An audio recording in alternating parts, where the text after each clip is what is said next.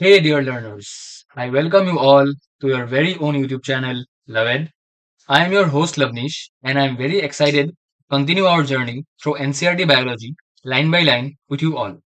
In the last three videos, we discussed the basics of introduction, the male reproductive parts of angiosperms, the female reproductive parts in angiosperms, and today we are gonna discuss the topic of pollination. Thanks for joining us again.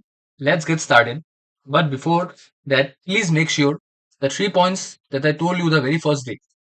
Always keep your NCERT book open. Listen to the para that I explained to you all. Then resume the video and watch it again. Second will be that biology being a very volatile subject. Please keep in mind to be very focused and revise it consistently and practice POE. Without any delay, let's get started. And I welcome you all in this NCERT NEXUS series where we are covering each and every line in a very detailed explanation according to the new rationalized syllabus. So without any delay, let's get started. Okay. So today's topic is pollination, and from board or any competitive exam point of view, you will get definitely 1 to 2 questions. Okay, you can expect from this topic. It is quite important topic. Okay, what is written? In the preceding sections, you have learned that a male gamete has to be pollen grain. Yes, I have taught you. And a female gamete is nothing but what? Embryo sac. Yes, we already know. Now, since both the types of the gamete, that is male and female gamete, are non-motile, so hence they have to be brought together for fertilization to occur. Yes, can they move by themselves? Let us consider the pollen grains. Do they have legs or the embryo sac? Do they also possess legs? No, definitely not. So hence they are non-motile. They are not motile like us that can move from any point to another point. Okay. So hence being they since they are non-motile, so they have to be brought together for fertilization to occur. Is that clear? Okay. Now how will we bring them together so that fertilization can happen? So for this we got a process whose name is pollination. Okay. What is pollination? Pollination is nothing but transfer of pollen grains from anther to stigma. Okay. Now remember that it can be of the same plant or it can be of the same different plant. Okay. If the same plant, then it is self-pollination. If it is of other plant, okay. But obviously it has to be of the same species. You cannot take the pollen grains of rose with hibiscus. Okay. It is completely different or opposite. So you have to make sure that it is of the same species, but it can be of the same plant. Transfer can be in the same plant as well as a different plant. Clear? Done? Okay. What is given? Flowering plants have evolved an amazing array of adaptations to achieve pollination. They make use of external agents to achieve pollination. Can they use? Okay. Let's go down. So remember, we'll get three kinds of pollination, namely autogamy, jatonogamy, and xenogamy. Clear? Now let's discuss them one by one. After that, I'll give you the confusion part that generally comes to our mind whenever we are being asked about whether they are physiologically or genetically self or cross pollination happening out there. Okay, but before that, let's study topic wise. Number one kind of pollination will be autogamy. Okay, so in this type, pollination is achieved within the same flower. Okay, remember autogamy. In autogamy pollination, first of all, transfer of pollen grains happen same plant and within the same flower. Okay, means it is not like that the flower will be different but the plant will be same. No, same plant, same flower. Is that clear? Okay. So transfer of pollen grain from anther to the stigma of the same flower. Yes, same plant, same flower. Remember this line in autogamy. In a normal flower, which opens and exposes the anther and the stigma, complete autogamy is rather rare. Okay, I'll come. First of all, we must know that there are two kinds of flowers generally. One is cleistogamous flower, the other is chesmogamous flower. Okay, I think the definition is given down. Let's go. But listen to the concept. What is chesmogamous? Chesmogamous means open, exposed, where anther and stigma are not bounded. Okay, they are exposed to the outer environment. Okay, but then cleistogamous flower, it is opposite, means it is a closed flower where anther and stigma are bounded by something. So hence it is closed. Okay, so in cleistogamous flower only, you can see the autogamy kind of pollination is happening. Okay, it means in closed flower where anther and stigma both are very close to each other, or they are covered by something, so that they are separated from the outside environment. Clear? Okay. So definition I will come, but let's go ahead again. What is given? Autogamy in such flowers require synchrony in pollen release and stigma receptivity, and also the anthers and the stigma should lie close to each other, as I've already told the characteristic of cleistogamous flower. Now, what I've written over here, look, bisexual cleistogamous homogamy. So, what are the general conditions so that a flower can be autogamous flower? First of all, it should be a bisexual flower, means same plant, same flower. So, flower, if it possesses both male and female part, bisexual, yes, it is a closed flower. Homogamy means what? The release time of pollen and the egg are simultaneous. Okay, it is a case of homogamy. If it will be a non-homogeneous flower, then definitely the released pollen grain cannot fertilize the egg in the embryo. So it makes a difficult case actually. So yeah, that is the main thing that we should all focus, that what are the three characteristic for autogamous flower. Clear? Okay. Now what other things are given? Some plants such as Viola, Oxalis, and Commelina produce two types of flower, chasmogamous and cleistogamous. So remember the examples: Viola, Oxalis, and Commelina. These are the flowers which can produce both types, means chasmogamous as well as cleistogamous. Okay, which are similar to flowers of other species with exposed anthers and stigma, and cleistogamous, which is I have already written open and closed inside. You can also write in your NCERT book. Okay. In such flowers, the anther and stigma, they are talking about the definition of cleistogamous flower. Okay, anther and stigma lie close to each other. When anther dehiscence in the flower buds, pollen grain come in contact with the stigma to affect the pollination. Yes, I have already told. Okay. Thus, cleistogamous flowers are invariably autogamous, as there is no chance of cross pollen landing on the stigma because they are covered or they are separated from the outer environment, so that the pollen grains of another plant, or you can say the not another plant also, but the pollen grains even in of the different flower in the same plant cannot make, okay, cannot make it. So that is the ultimate result, so that autogamous can happen, autogamy can happen. Okay, I'll come to jatonogamy, then you will got to know about that what is the main difference between autogamy and jatonogamy. Okay, incest flower, okay, I have done. Thus this is also I have done. Okay, let's get back. Cleistogamous flowers produce assured seed even in the absence of pollinators. Obviously, since they are closed, they possess everything, male, female. Fertilization can obviously occur, okay, inside them. Then definitely fertilization occur. Definitely seed will be formed. So assured seed formation, and this autogamy kind of flower, autogamy kind of pollination, do not need the requirement of any pollinators. I will come that what are the agents of pollination. Okay, in the next section, I think you will get. Okay, just go by the time now. Do you think that cleistogamy is advantages or disadvantages to the plant? Okay, you think and tell me in the comment section. Okay, now look, I have written two parts. Yes, you might think that why I have left this two part. Okay, the most confucius part that you will ever see in pollination is mainly the two types only. Number one will be physiologically. Number two will be genetically. Okay, now keep in mind, autogamy is physiologically as well as genetically both kind of self pollination only. Is that clear? Okay. Although it is not given in autogamy section in NCERT, but when you go to jatonogamy and xenogamy, you will get to know that physiologically they are cross or physiologically they are self. You will come to know.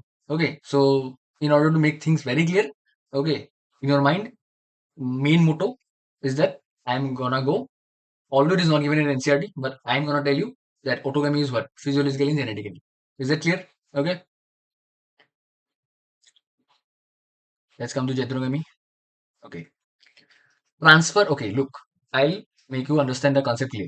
First of all, in autogamy, what happened? The pollen grains, same plant, same flower, hence clistogamous flower. Okay. Now what will happen? Same plant, but not in the same flower. It has to be a different flower. So thus, you can see, look, this is the only type of pollination which during pollination, although geitonogamy is functionally cross-pollination involving a human pollinating agent, genetically it is similar to autogamy. But physically, it is cross-pollination happening. It is not in the same flower. So hence, physiologically, it is cross-pollination, but genetically, it is a self-pollination. Okay, clear? Because same plant. So genetically, species remain same only. Yes. So hence, it is a self-pollination, but physiologically, it is a cross-pollination. Is that clear? Now, I think you can guess only this what will be xenogamy. Xenogamy is nothing but the transfer of pollen grain.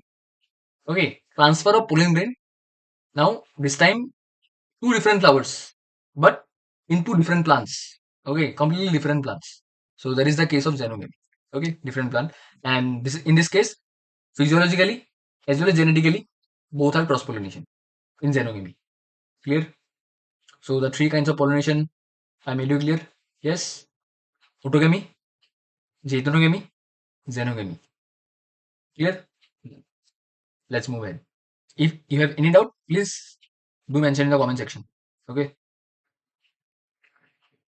Now moving ahead with agents of pollination. Look, agents, we generally get two kinds of agents. First of all, we'll get biotic agents, and the other we'll get abiotic agents. So in the biotic agents, we'll get things like wind and water. Okay. And in biotic, we'll get animals. In abiotic, two, wind and water, and in biotic, we'll get animals. Okay. That is I think already written in this. Land use two abiotic, wind and water, one biotic, animals to achieve pollination. Yes. The majority will be using biotic, means animals. Okay, like insects.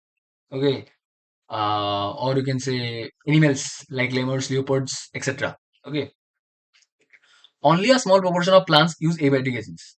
Now, among these two also, wind and water, the least use is water, because in the water, okay, in the water you will observe a simple thing. Only I think three plants, namely Hydrilla, Zostera, and Vallisneria, they only undergo pollination with the help of water, and limited mostly 30 genera and especially monocots. Okay, we'll come to know. Now, what is given? Only a small proportion of plants use abiotic agents. Yes, pollen grains coming in contact with the stigma is a chance factor in both wind and air, obviously. Now, look, if it is a chance factor, okay, let's consider that there is a plant, okay, now it has to reproduce, but it cannot move. Yes, it has to depend on somebody else that is to not living. Okay, that is also abiotic. So the chances of propagation or you can say fertilization is quite rare. Yes. So in order to make the chances completely 100% or not 100% because it is a chance factor. Okay. I cannot move, so I cannot completely depend on anyone else. Okay. So since it is not 100% accurate that it is gonna make, okay, because sometimes it happen like that we are only not 100% confident, and how can you believe the others that they are 100 they will do for us. Okay, so similarly, since they are non-motile, they have to depend on other factors, let it be biotic, let it be abiotic.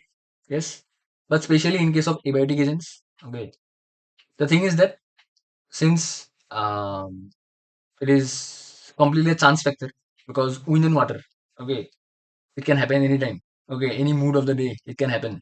Okay, it is just a chance. So the thing is that to make the maximum out of that, okay, such that they get the maximum result or maximum chances for progeny development. So they have to produce a large number of pollen grains. Okay, because pollen grain is the male gamete which is gonna fertilize the embryo sac. Okay, if pollen grain only don't receive on the stigma, then how will the propagation happen?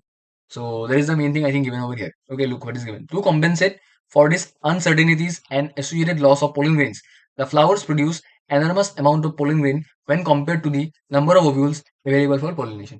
Yes, everything I think understood. Okay.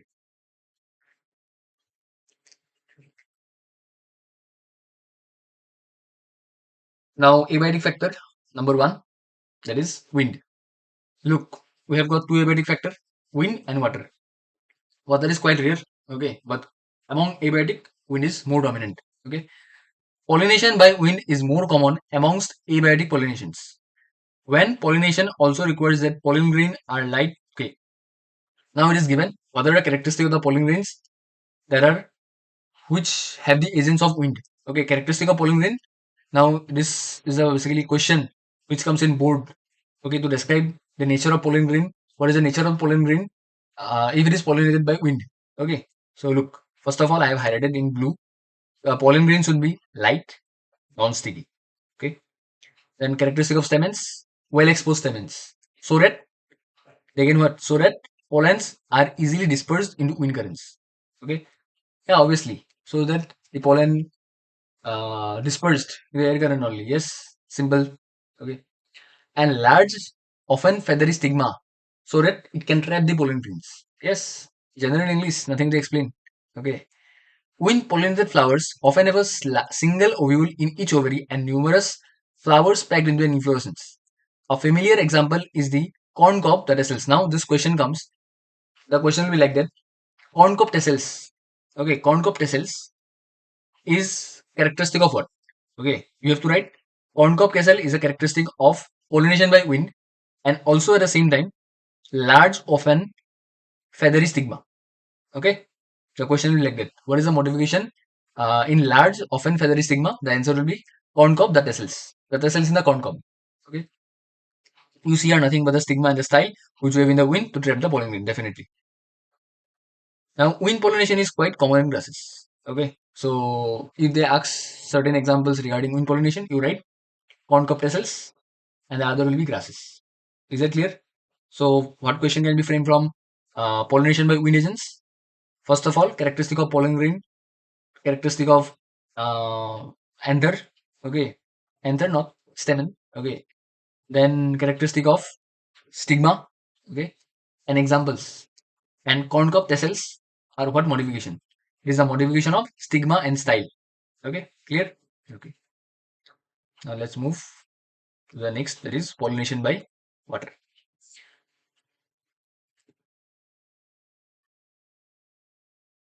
Pollination by water is quite rare. Yes, I have already told in the before only that whenever I was discussing the concept of two abiotic agents, then only I told you that pollination by water is quite rare. Okay, it is limited to about 30 genera and that too on only in monocots. Okay, clear? 30 genera, this is important data. Okay, limited to how much? 30 genera, mostly monocots. Keep in mind, you do whatever you want. Okay, means if questions come, you should be able to write. That is the main motto. Okay. As against this, you recall that water is a regular mode of transport for male gametes among the lower plants group. Okay, now this is a point that is basically I think you are being taught by your teachers in class 11. If not, then in future I will gonna teach you. Okay, no worries. But this is a point that you should mug up or you should remember now. For now, because later in class 11 when I will teach the Plant Kingdom chapter, I'll be explaining very detail. Okay, minute points I'll be gonna discuss. So subscribe for that. Okay, for future notifications, etc. Okay, it is really particularly for some bryophytes and pteridophytes that their distribution is limited because of the need of water. Now I have highlighted in pink only because it is a class 11 concept. Okay, it's just for the time being. If you don't know about the Plant Kingdom chapter, just mug it up from this part. Okay. Now, what are the examples of water pollinated plants? Now, I think I have already told you Vallisneria, Zostera, and Hydrilla. These are the three examples that I have highlighted in red. You should remember it very clear. Remember that Vallisneria and Hydrilla are freshwater, whereas the Zostera is a marine seagrass. Okay. Not all aquatic plants use water for pollination. Okay. Because there are examples like water hyacinth and water lily. The name is water, but they pollinate. The agent is insects. Okay. So what is the next point given? Look, water hyacinth and water lily, they are pollinated by insects. Okay, that is the main thing only. Okay. Now see, you will get two kinds of flowers. Number one will be epihydrophily and the other will be hypohydrophily. Epihydrophily means what? Okay, I will first explain your concept, then I'll go. Look, this is a case of epihydrophily. This part. Okay, this is a case of epihydrophily. What happens in epihydrophily? Look, first of all, this is the female part, female reproductive structure. So female reproductive structure level will come to the surface of the water. The pollen grains will be released on the surface of the water and it will reach the stigma. Okay. Again, this is a case of water pollinated plant, epihydrophily and hypohydrophily. So this is the main occurrence that occur in the case of epihydrophily. So the female reproductive part exposed to the surface of the water, pollen grains released on the surface of the water, the fertilization process occur then after. Okay. But then hypohydrophily case, it is not like that. The female part, okay, is submerged down the water. The pollen grains are released, but the pollen grains released in the form of what? Spiral form, spiral ribbon-like form, so that they can pollinate them whenever to reach the female part, which is located down the water. Okay, so that is the main case.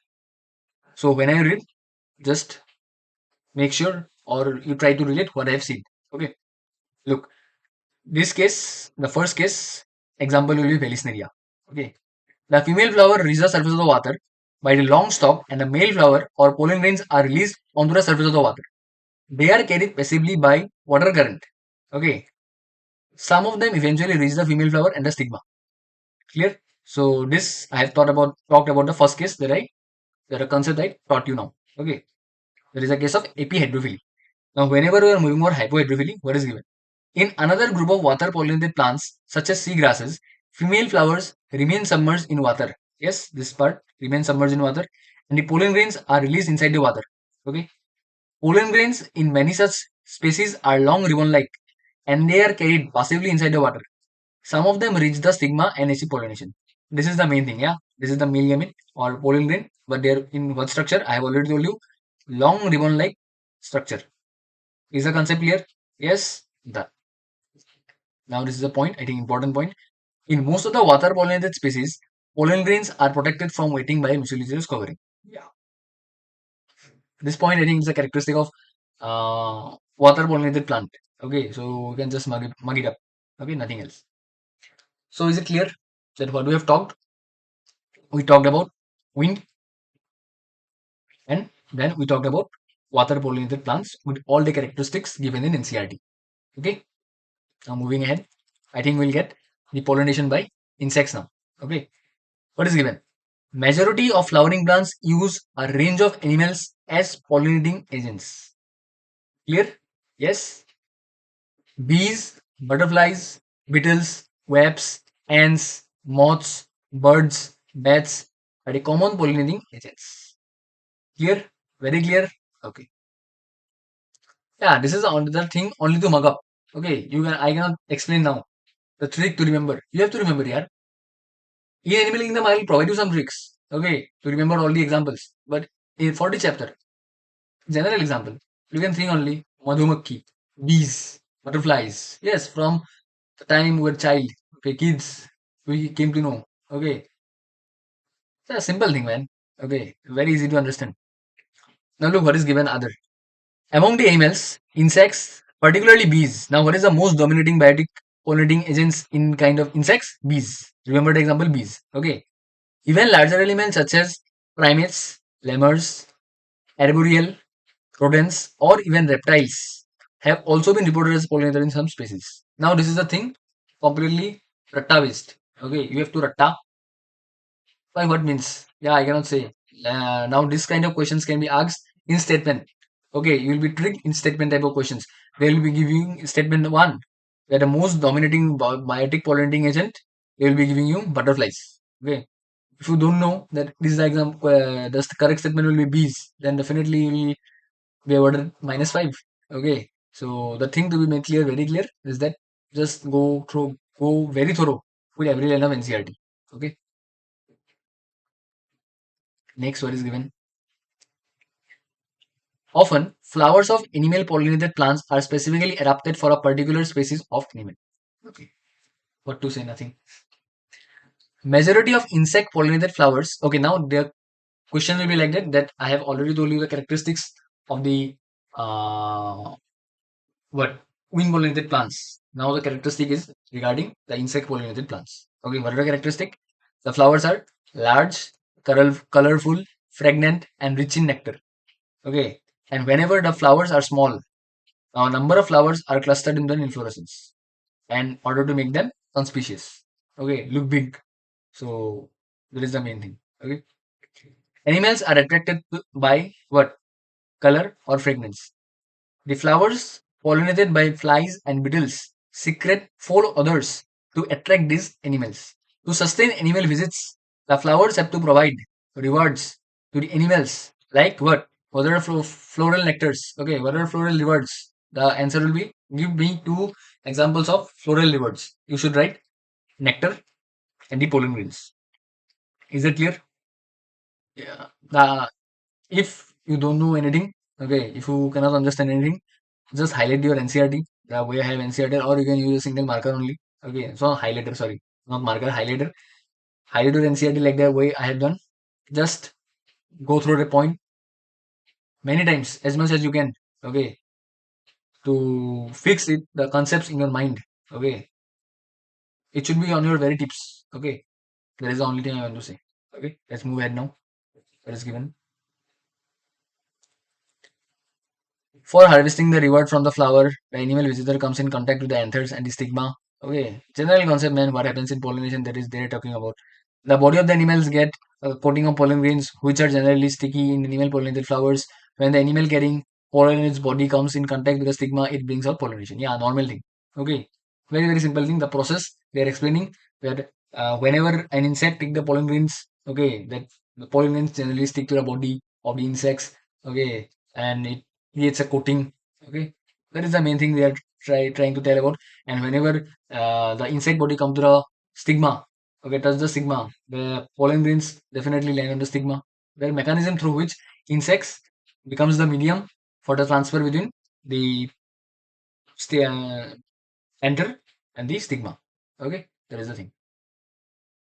Next, now look, this para is important para because it tells us that how plants and animals are related.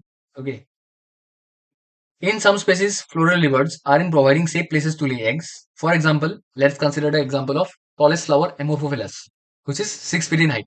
Now, what is the main function? The main function is to provide safe place to lay eggs. Okay. Now, you can get a direct question.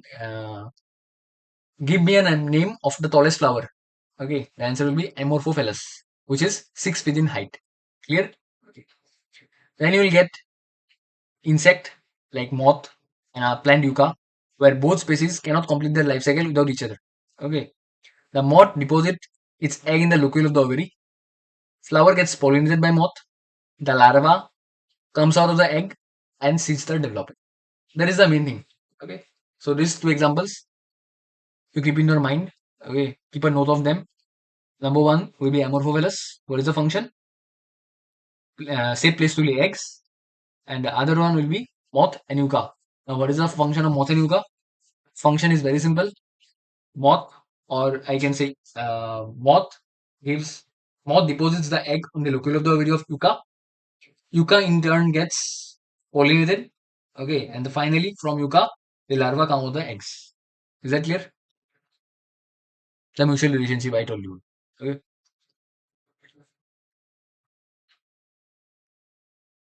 Look, this part that I have not highlighted is not that important. Okay, I have only highlighted the part that is very important in NCERT, and there is the highest probability of questions being framed from this point only. Okay, make sure to highlight like this. And for this highlighting part, do make sure that you subscribe to our channel. Okay, for further chapters that are coming in future. Okay, many insects may consume pollen or nectar without bringing about pollination. Such floral visitors are referred to as pollen slash nectar robbers. Okay, now what happens sometimes the insect is also very clever. Okay, it will go to the enter. it will take the pollen grains, okay, but it will not land on the stigma. So in turn, what? The insect became what? Robber of what? Pollen. Simple. That is the thing. So this was all about your pollination part. Okay. Now, since I think the video is already long, okay, so my aim will be in covering the other parts like the outbreeding devices, pollen crystal interaction, and the artificial hybridization in the next part. Okay, till then, make sure you are stay tuned in the channel. Okay, and keep practicing. Stay curious. Thanks for watching. If you have any questions regarding any topic, okay, of the chapter, okay, please do leave them in the comment section below and do please hit the subscribe and like button. Thank you.